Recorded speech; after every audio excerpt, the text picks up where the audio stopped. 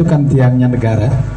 Jadi kalau ini merupakan satu kegiatan yang positif, sepanjang ini masih dilakukan secara baik, insya Allah negara kita akan kuat. Sebab Nabi mengatakan, kaifa antum idza tawanisaukum wa fasaqa syubbanukum wa taraktum jihadakum. Qalu wa dzalika lakainun ya Rasulullah. Qala wa asyaddu min dzalika sayakun. Qala wa ma asyaddu min dzalika ya Rasulullah. Qala kaifa antum idza ra'aitumul ma'rufa munkaran wal munkara ma'rufa. Qalu wa dzalika lakainun ya Rasulullah. Qala wa asyaddu min dzalika sayakun. Qalu wa ma asyaddu min dzalika ya Rasulullah. Qala kaifa antum idza amartum bil munkar wa nahaitum 'anil ma'ruf.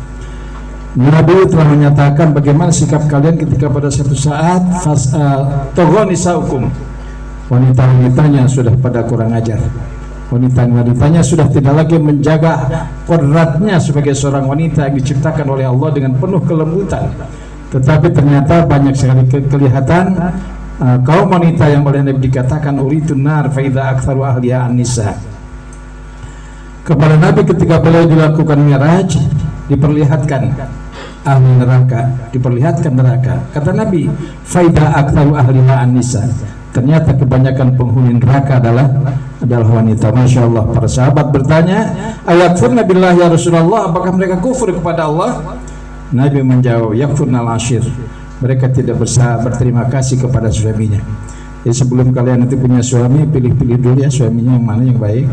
Insya Allah latih dulu, training dulu. Seorang hafid, suaminya pun harus juga hafid. Artinya nanti akan ada sinergitas yang bagus antara suami dan istri. Yang kedua kata Nabi, wa fasaqu syubanukum. Bagaimana kalau pemuda-pemuda kalian juga sudah fasik? Artinya fasik itu lebih banyak melakukan keburukan daripada kebaikan. Dan insya Allah yang generasi muda ini sebagai generasi yang sedang produktifnya. Mereka inilah harapan bangsa, dan insya Allah kalau ini dihancurkan, dirusak dengan berbagai cara, maka negara ini tidak akan bisa bertahan lama. Walaupun ada yang mengatakan bahwa 2030 Indonesia akan bubar, naudzubillahi min dzalik. Mudah-mudahan NKRI tetap NKRI, tidak terjadi pembubaran apapun, tidak terjadi perpecahan apapun.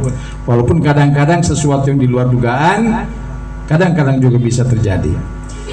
Yang ketiga kata Nabi, wa taraktum jihadakum, dan kalian semua sudah kehilangan semangat juang.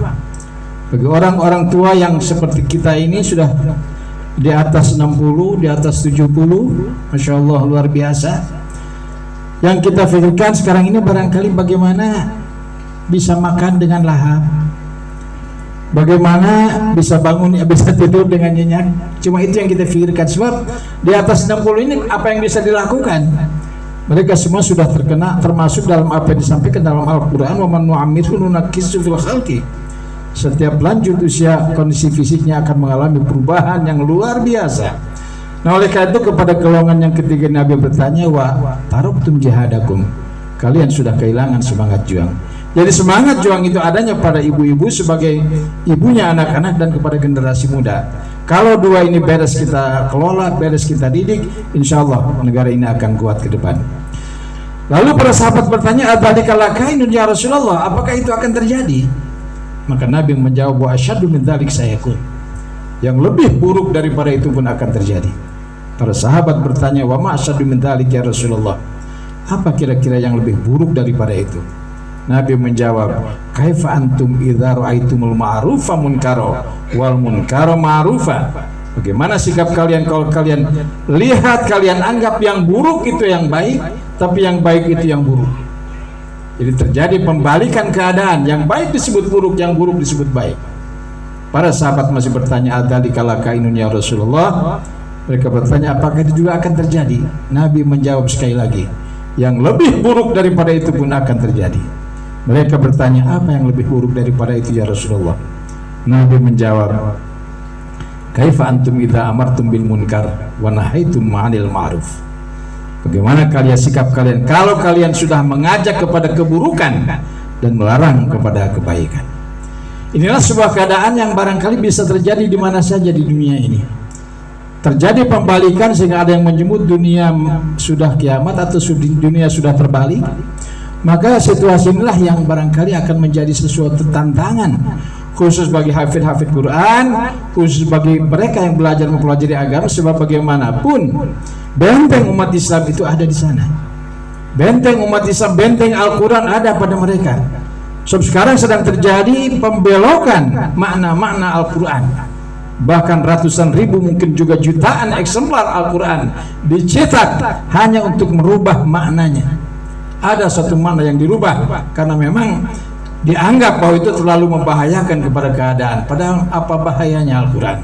Al-Quran telah diturunkan oleh Allah, diturunkan oleh pencipta manusia untuk kesejahteraan manusia. Namun kadang-kadang terjadi pembalikan keadaan. Al-Quran yang baik dianggap kurang baik, tetapi sebaliknya. Oleh karena itu kepada adik-adik dan anak-anakku sekalian, bertahanlah di sini bagaimanapun kondisinya. Insya Allah kalian akan betah di Cibadak ini, sebab ini satu kota yang katanya kalau orang sudah minum airnya Cibadak, mereka akan selalu ingat kepada Cibadak.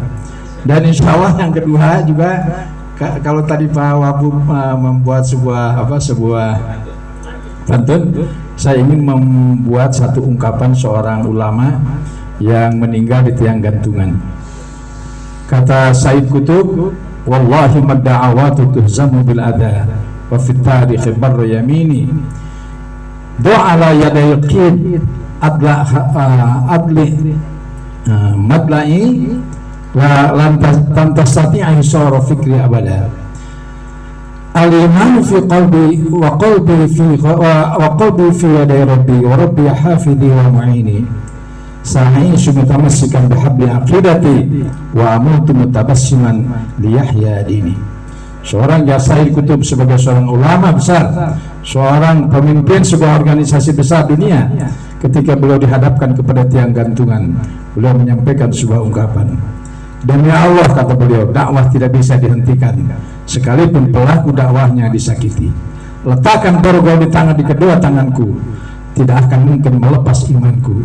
Imanku ada di dalam kalbuku, kalbuku ada di tangan Rabbku, dialah pelindung dan penolongku. Aku akan hidup dengan berpegang teguh kepada keyakinan imanku, dan aku akan mati tersenyum agar dinku atau agamaku bisa hidup seterusnya. Demikian, dan terima kasih kepada seluruh jajaran yang berkecimpung dalam kegiatan pesantren ini. Mudah-mudahan Allah meridhai kita dan Allah selalu mengizinkan segala sesuatu yang baik. Terima kasih. Assalamualaikum warahmatullahi wabarakatuh.